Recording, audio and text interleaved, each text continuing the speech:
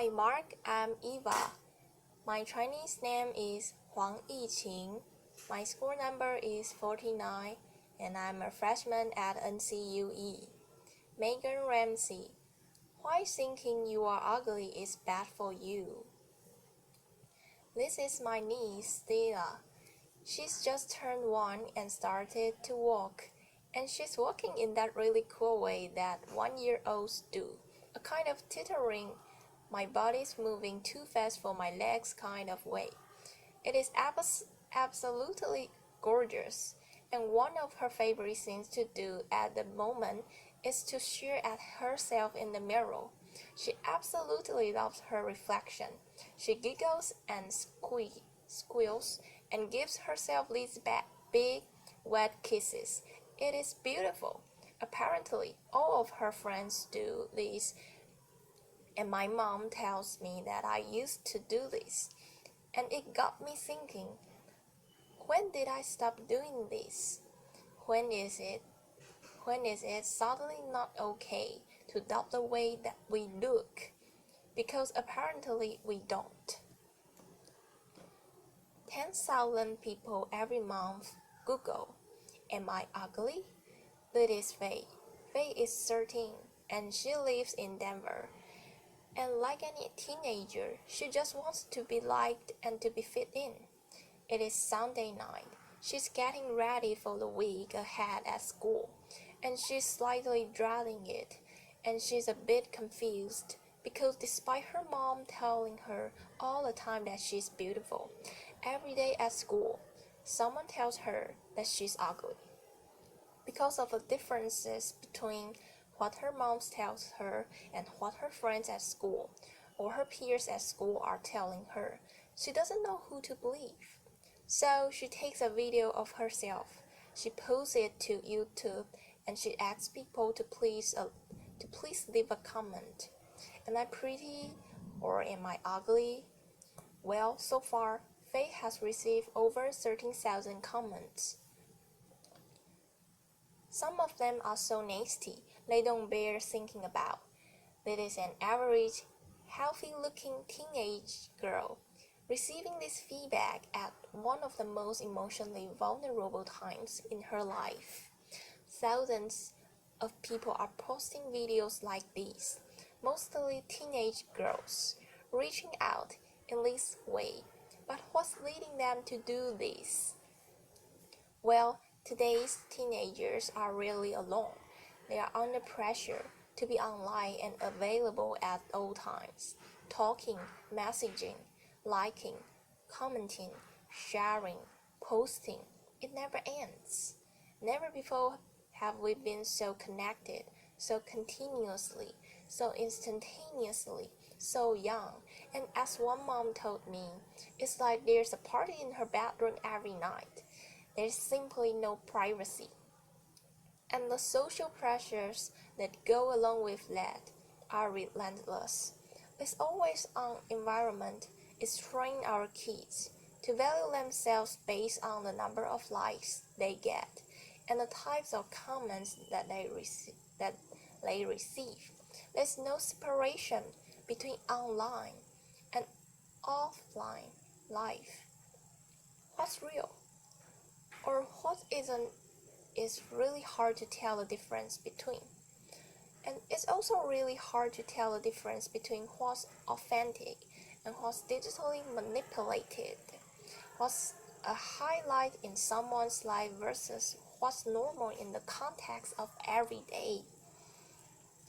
And where are they looking to for inspiration? Well, you can see the kinds of images that are covering the new feeds of girls today. Size 0 models still dominate our catwalks. Airbrushing is now routine, and trends like Thinspiration, Thigh Gap, the Nikki Bridge, and Prana. For those who don't know, Prana means pranorexia. These trends are teamed with the stereotyping and flagrant objectification of women in today's popular culture. It is not hard to see when girls are benchmarking themselves against, but boys are not immune to this either. Aspiring to the chiseled jaw lines and ripped six-packs of superhero-like sports stars and Playboy music artists. But what's the problem with all of these? Well, surely we want our kids to grow up as healthy, well-balanced individuals.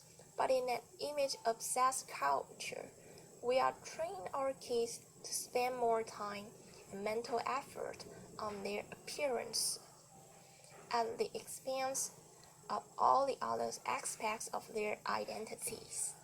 So, things like their relationships, the development of their physical abilities, and their studies, and so on, begin to suffer. 6 out of 10 girls are now choosing not to do something because they don't think they look good enough. These are not trivial activities. These are fundamental activities to their development as humans and as contributors to society and to the workforce. 31%, nearly 1 in 3 teenagers, are withdrawing from classroom debate. They are failing to engage in classroom debate because they don't want to draw attention to the way that they look. 1 in 5 are not showing up to class at all on days when they don't feel good about it. And when it comes to exams, if you don't think you look good enough, specifically if you don't think you are thin enough, you will score a lower grade point average than your peers who are not concerned with this. And that is consistent across Finland, the US, and China. And it's true regardless of how much you actually weigh. So to be super clear, we are talking about the way you think you look, not how you actually look. Low body confidence is undermining academic achievement, but it's also damaging health. Teenagers with low body confidence do less physical activity, eat less fruits and vegetables, partake in more unhealthy weight control practice that can lead to eating disorders. They have lower self-esteem. They are more easily influenced by people around them, and they are at greater risk of depression. And we think it's for all of these reasons that they take more risks with things like alcohol and drug use, crash dieting, cosmetic surgery, unprotected earlier sex, and self-harm. The pursuit of the perfect body is putting pressure on our healthcare systems and costing our governments billions of dollars every year. And we don't grow out of it. Women who think they are overweight, again, regardless of whether they are or are not, have higher rates of absenteeism. 17% of women who not showed up to a job interview on a day when they weren't feeling confident about the way that they look.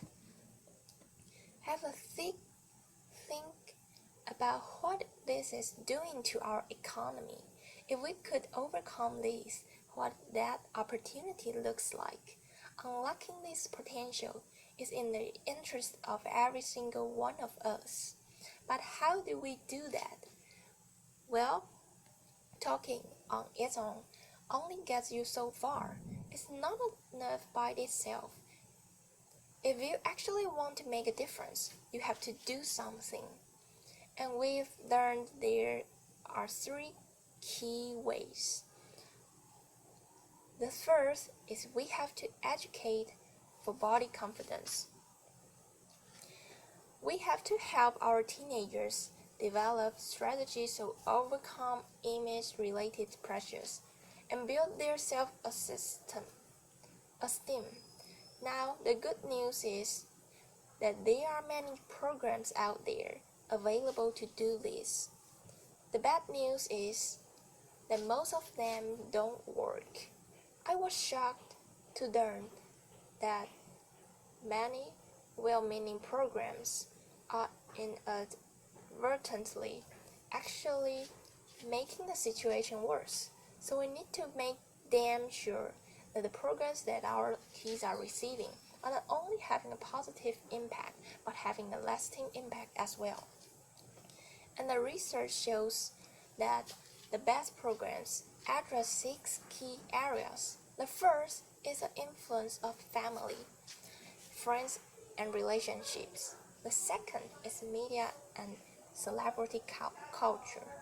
Then how to handle teasing and bullying, the way we compete and compare with one another based on looks, talking about appearance. Some people call this body talk or fat talk. And finally, the foundations of respecting and looking after yourself. These 6 things are crucial starting points for everyone serious about delivering body confidence education that works. And education is crucial, but tackling this problem is going to require each and every one of us to step up and be better role models for the women and girls in our own lives, challenging the status quo of how women are seen and talked about in our own circles. It is not okay that we judge the contribution of our politicians by their haircuts or the size of their breasts, or to infer that the determination or the success of an Olympian is down to her not being a looker. We need to start judging people by what they do, not what they look like. We can all start by taking responsibility for the types of pictures and comments that we post on our own social networks. We can compliment people based on their effort and their actions, and not on their appearance. And let me ask you, when was the last time that you kissed the mirror? Ultimately, we need to work together as communities, as governments, and as business to really change this culture of ours so that our kids grow up valuing